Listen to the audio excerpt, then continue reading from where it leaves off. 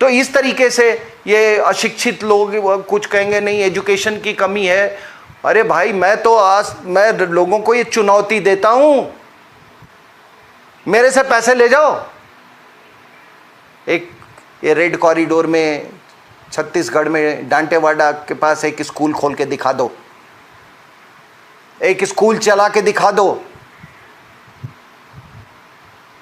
मैंने ये कई बार ये चीज दोहराई है कि मैं जब माओइज्म पे काम कर रहा था तो मैं सुकमा के कलेक्टर से मिला। तो सुकमा के कलेक्टर ने मुझे कहा कि, मैंने कहा आपको कोई फंड्स की कमी तो नहीं है? और पूरे रेड कॉरिडोर में मैं जिस डीजी पुलिस से मिला, जिस भी मैं चीफ सेक्रेटरी से मिला, जिस भी मैं एसपी से मिला, डीसी से मिला, किसी ने मुझे फंड्स की कमी के बारे में ऐसा, उन्होंने कहा कि हमारे पास फंड्स की कोई कमी नहीं है। तो आप सरकार को दोषी नहीं ठहरा सकते। तो सुकमा के कलेक्टर ने मेरे को कहा कि देखिए सिंह साहब, ऐसा है कि राजीव गांधी विद्युतीकरण योजना के अंतर्गत मेरे पास ढेर सारा पैसा है, लेकिन जब हमारे लोग अंदर जाते हैं पोल्स गाड़ने और वो बिजली ले जाने के लिए, तो उन्होंने एक बड़ा नायाब तरीका ढूंढ निकाला है माओवादियों ने ये पोल्स को डिस्ट्रॉय करने के लिए।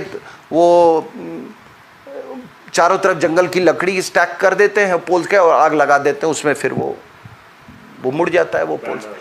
तो उन्होंने कहा कि ये नहीं चाहते कि वहाँ डेवलपमेंट पहुँचे, ये नहीं चाहते कि लोग टेलीविज़न देखें, ये नहीं चाहते कि ये इनको दुनियादारी के बारे में मालूम हो। तो इन शक्तियों के गिरफ्त में आज नेपाल है, इन शक्तियों के गिरफ्त में। आपने इन लोगों को पावर में दिया और आज आपको आश्चर्य हो रहा है कि ये कदम उन्होंने क्यों उठाया।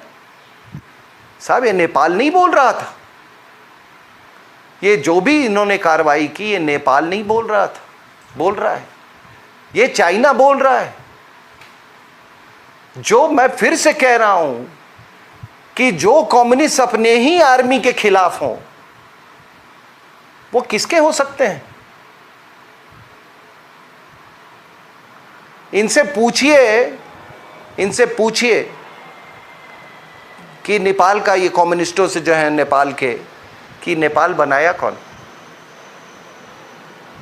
उनसे ये सवाल पूछिए कि आज जो तुम ये नेपाल और सॉवरेनिटी कर रहे हो, ये नेपाल बनाया कौन? This very entity called Nepal,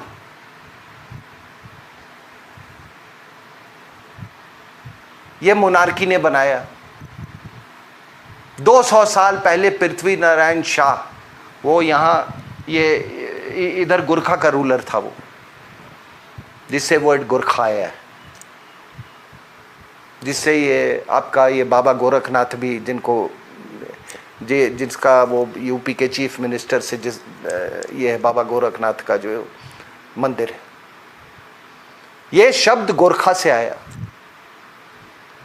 और अगर ये शाह डायनेस्टी का आप देख लें तो ये लोग भी हिंदुस्तान से गए थे।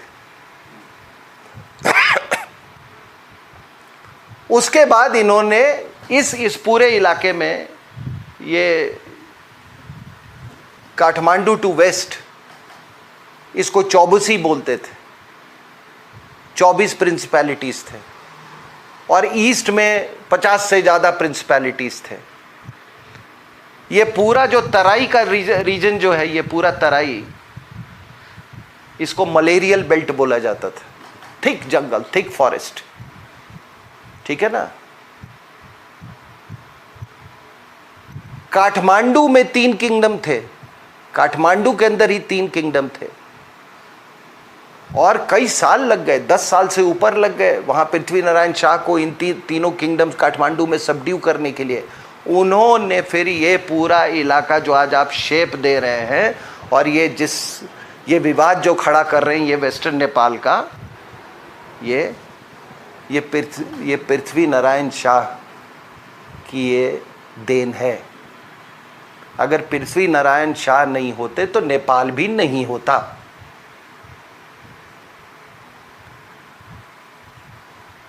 तो ये इतिहास, ये कम्युनिस्टों के ये क्या उनके क्षमता में है? हाँ, एक काम ये कम्युनिस्ट कर सकते हैं जो कर दिया इन्होंने कि ये पृथ्वी नारायण शाह की पूरी बनाई हुई नेपाल को इन्होंने चाइना के हाथ में गिरवी रख दिया है।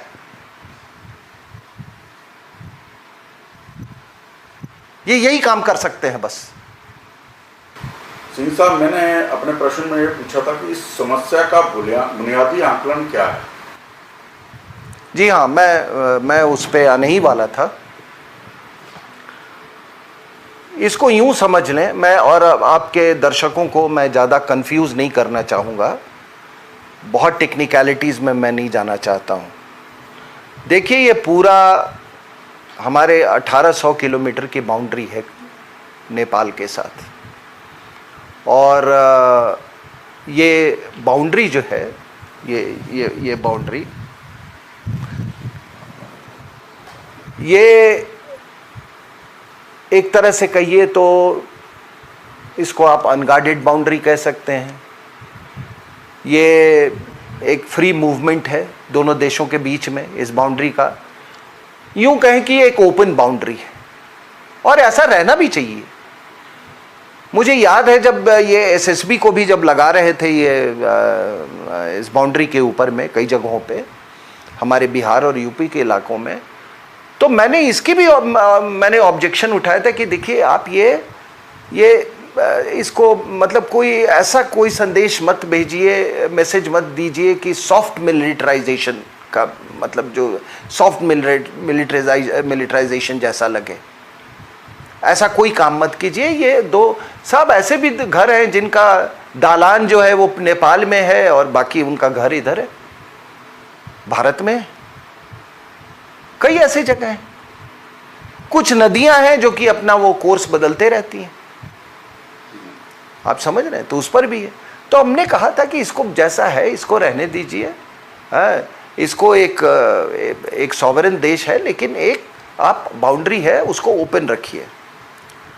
अब हुआ क्या है कि सबसे ताज्जुब की बात यही है कि ये जो ओपन बाउंड्री की जो हम जब बात करते हैं, तो अगर ओपन बाउंड्री है तो ये जो पूरा एरिया जो विवाद का एरिया है ये वाला है, वेस्टर्न बाउंड्री पे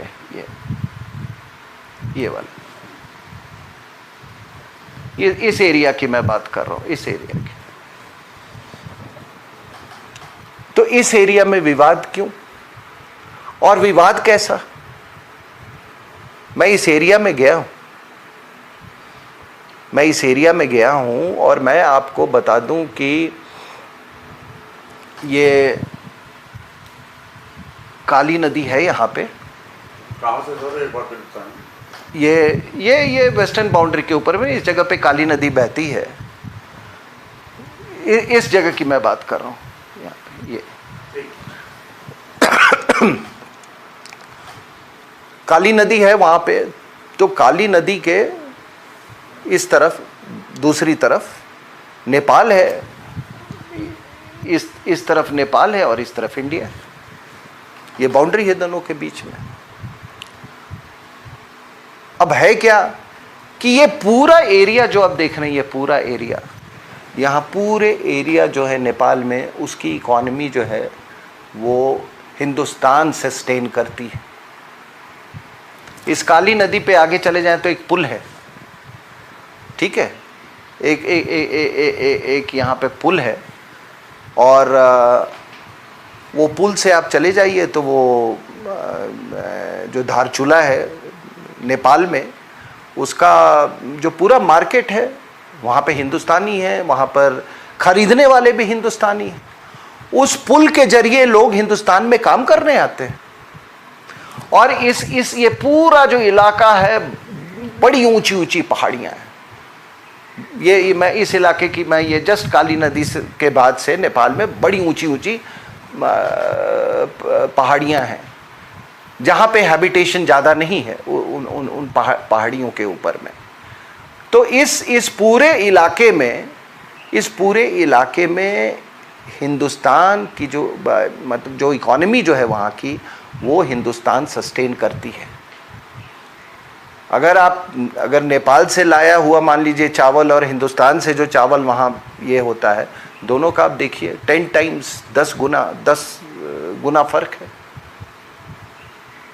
तो हमने कभी इस तरह का हमने कभी सोचा ही नहीं, आज भी नहीं सोचते हैं, आज भी नहीं सोचते हैं। और ये हमारे लिए कोई बहुत अहंकार की बात नहीं है कि हम नेपाल के में हम अपने नेपाली भाइयों को हम ये सुविधाएं पहुंचा रहे हैं, वो हमारे भाई हैं, इसमें कोई अहंकार की बात नहीं है। आज हिंदुस्तान में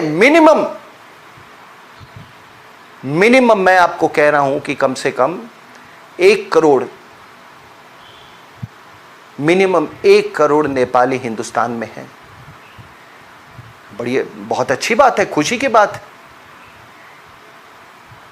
और मैं आप भी इसी हिंदुस्तान के हैं, आपने कभी उस तरह की भावना देखी जो ये केपी ओली और ये माओवादी दिखा रहे हिंदुस्तान की तरफ? क्योंकि इन्होंने ना ये दामाद बन गए, बाकी लोग दामाद नहीं बने शी जिनपिंग के, तो उनके ये दामाद बन गए ये लोग।